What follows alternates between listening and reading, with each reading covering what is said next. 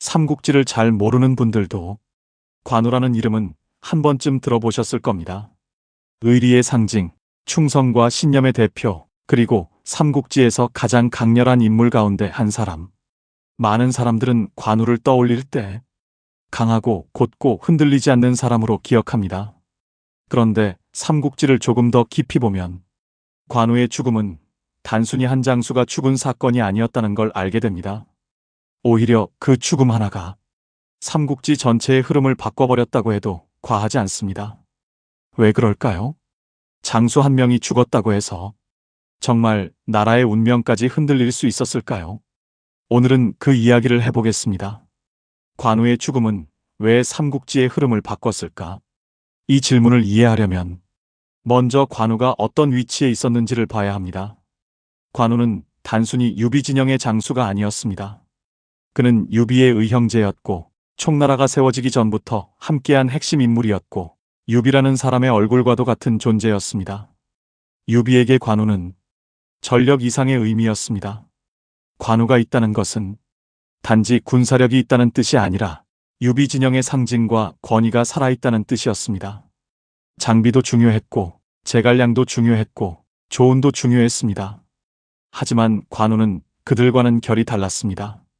관우는 사람들의 마음속에서 총나라의 자존심처럼 느껴지는 인물이었습니다. 그래서 관우가 살아있다는 것 자체가 촉의 기세를 보여주는 일이기도 했습니다. 여기서 중요한 점이 하나 있습니다. 관우는 강한 장수였지만 동시에 굉장히 위험한 인물이기도 했습니다. 왜냐하면 그는 너무 고닫기 때문입니다. 원칙이 분명하고 의리가 강하고 자존심이 높았습니다. 이런 사람은 평소에는 믿음직합니다. 하지만 세상이 복잡해지고 정치와 외교가 얽히기 시작하면 그 고듬이 약점으로 바뀔 수 있습니다. 관우가 바로 그 경우였습니다. 삼국지에서 관우의 죽음을 이해하려면 형주라는 지역을 빼놓을 수 없습니다. 형주는 단순한 영토가 아니었습니다. 북쪽의 위나라를 견제하고 서쪽의 촉과 연결되고 동쪽의 오나라와 맞닿아 있는 전략의 핵심 지점이었습니다. 쉽게 말하면 형주를 가진 쪽이 세 나라 사이의 균형을 움직일 수 있었습니다. 그래서 형주는 그냥 땅이 아니라 흐름을 잡는 자리였습니다. 문제는 이 형주를 두고 촉과 오가 늘 미묘한 긴장 속에 있었다는 점입니다. 겉으로는 손을 잡고 있었습니다. 왜냐하면 조조가 너무 강했기 때문입니다. 유비와 손권은 서로 완전히 믿지는 못해도 적어도 위나라를 상대하려면 협력이 필요했습니다. 이게 당시의 현실이었습니다. 그런데 현실은 원래 단순하지 않습니다. 공동의 적이 있다고 해서 영원히 같은 편이 되는 것은 아닙니다. 위를 막기 위해 손을 잡았지만 속으로는 서로를 경계하고 있었습니다. 특히 형주 문제는 늘 불씨처럼 남아 있었습니다. 촉은 형주를 놓치고 싶지 않았고 오는 형주를 돌려받고 싶어 했습니다. 그러니 겉으로는 동맹이지만 속으로는 칼을 숨기고 있는 상태였던 것입니다. 바로 이 복잡한 균형 위에 관우가 서 있었습니다. 관우는 형주를 지키는 핵심 장수였습니다. 즉, 그는 단순히 성 하나를 지키는 사람이 아니라 촉과 오의 관계 전체를 떠받치는 자리에 있었던 것입니다. 그런데 관우는 군사적으로는 뛰어났지만 외교적으로는 위험했습니다. 그는 손권을 높게 보지 않았고 오나라를 가볍게 보는 태도를 자주 보였습니다. 이건 매우 중요합니다. 전쟁에서는 적을 얕보는 것보다 동맹을 얕보는 것이 더 위험할 수 있습니다. 적은 애초에 경계합니다. 하지만 동맹은 겉으로 같은 편처럼 보이기 때문에 방심하기 쉽습니다. 관우가 바로 그 함정에 빠집니다. 그는 자신이 강하다고 믿었고 형주는 쉽게 흔들리지 않을 거라고 생각했습니다. 그리고 실제로 그는 강했습니다. 번성 전투에서 관우는 위나라를 강하게 압박합니다. 수공을 이용해 큰 성과를 내고 조조 진영을 크게 흔듭니다. 이 장면만 보면 관우는 절정에 오른 인물처럼 보입니다. 삼국지를 처음 보는 사람이라면 이쯤에서 이렇게 생각할 수 있습니다. 이제 관우가 큰일을 해내는구나. 촉의 기세가 더욱 올라가겠구나. 하지만 바로 그 순간이 가장 위험한 순간이기도 했습니다. 왜냐하면 관우는 앞만 보고 있었기 때문입니다. 위나라를 밀어붙이는데 집중하다 보니 뒤에서 무슨 일이 벌어지는지 제대로 보지 못했습니다. 조조는 관우를 정면으로 상대하는 것만으로는 해결이 어렵다는 걸 느낍니다. 그래서 다른 길을 찾습니다.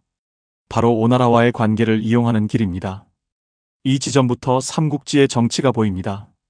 조조는 단순히 칼로만 싸운 게 아니라 상대의 불안과 욕심을 자극했습니다. 오나라 입장에서는 관우가 너무 커지는 것도 위험했습니다. 촉과 오는 같은 편처럼 보였지만 결국 형주 문제는 해결되지 않았고 관우는 오나라를 존중하지 않았으며 손권도 그걸 다 알고 있었습니다. 즉 관우가 위를 압박할수록 오는 오히려 더 불안해질 수밖에 없었습니다. 이게 관우의 결정적인 약점이었습니다. 그는 강한 장수였지만 세 나라가 움직이는 큰 판을 끝까지 읽어내는 사람은 아니었습니다. 그에게 중요한 건 의리와 정면 승부였고 상대의 속내를 읽고 균형을 조정하는 일은 제갈량이 더 잘하는 분야였습니다. 그러나 당시 그 자리에 있는 사람은 관우였습니다. 그리고 오는 움직입니다. 여몽이 등장합니다. 여몽은 관우와 정반대의 인물처럼 보입니다. 관우가 강하고 드러나는 인물이라면 여몽은 조용하고 계산적인 인물입니다.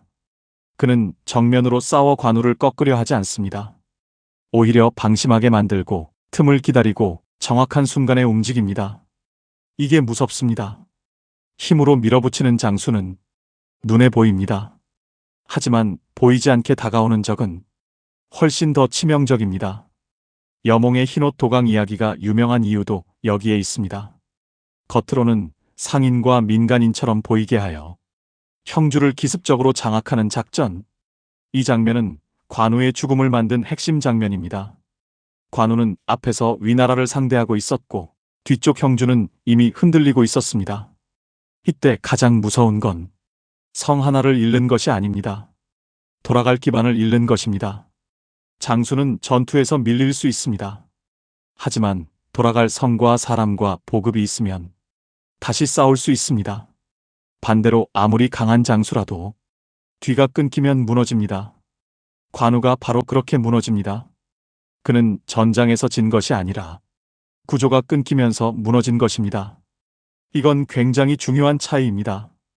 관우는 약해서 죽은 것이 아닙니다.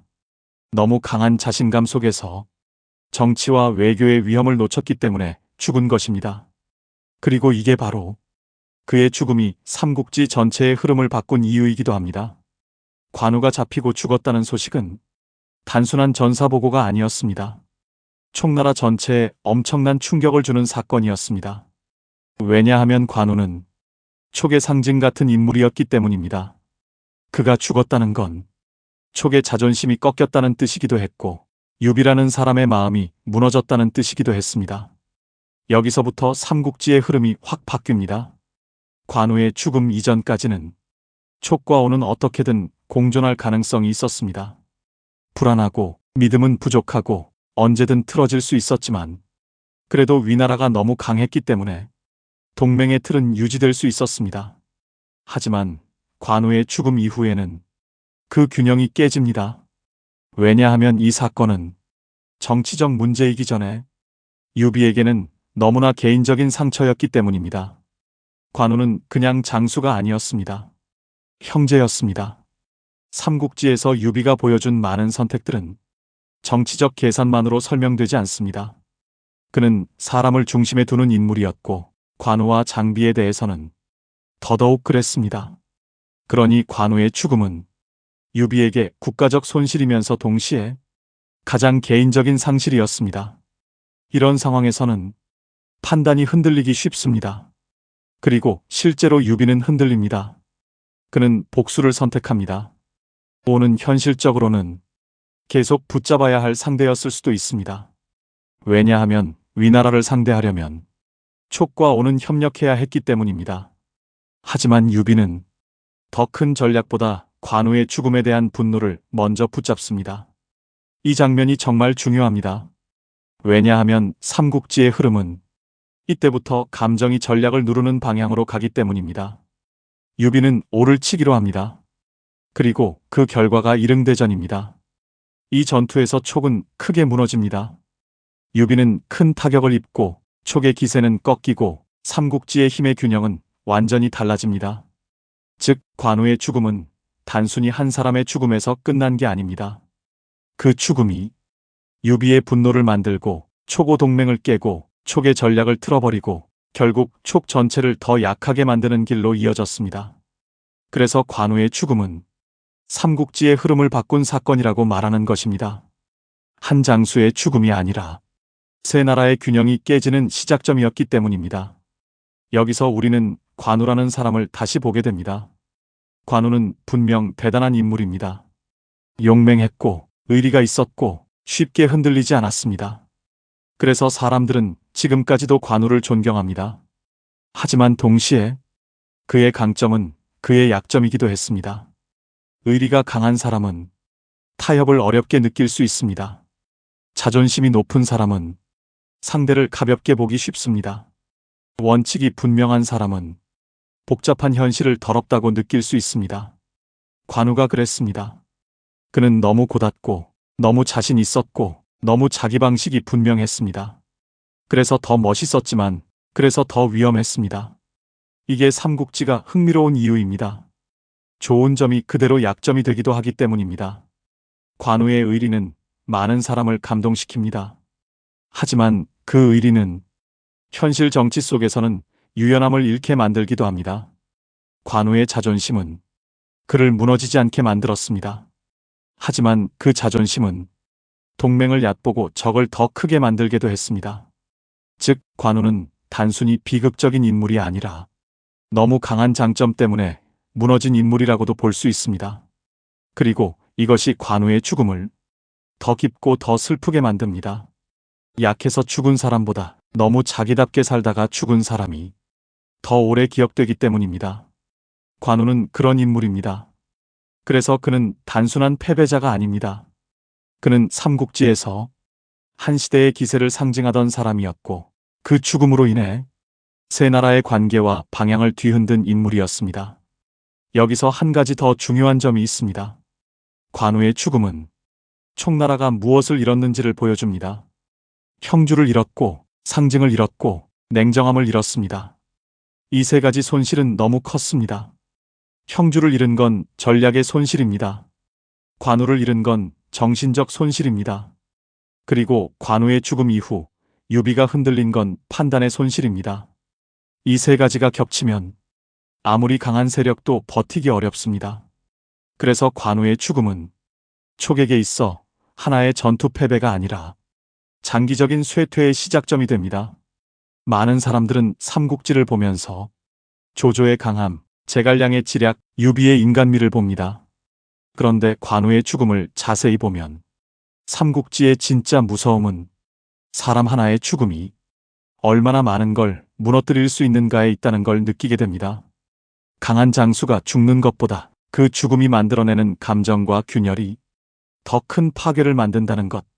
이건 역사에서도 현실에서도 자주 반복됩니다. 어떤 조직도 핵심 인물을 잃을 수 있습니다. 문제는 그 다음입니다. 그 상실을 냉정하게 수습하느냐 아니면 분노와 충격에 끌려가느냐. 촉은 후자를 택했고 그 결과는 더 큰 상실이었습니다. 그래서 관우의 죽음은 죽음 자체보다 그 이후의 선택을 통해 더 큰 사건이 되었습니다. 오늘 이야기를 한 줄로 정리하면 이렇습니다. 관우의 죽음은 한 장수의 죽음이 아니라 촉오 동맹의 붕괴와 유비의 복수 그리고 총나라 쇠퇴의 출발점이 된 사건이었습니다. 그래서 관우의 죽음은 삼국지의 흐름을 바꿨다고 말할 수 있습니다. 다음 편에서는 왜 장비는 강한 장수였지만 끝내 비극적인 최후를 맞을 수밖에 없었는지 그리고 성격이 리더의 운명을 어떻게 바꾸는지 쉽게 풀어보겠습니다.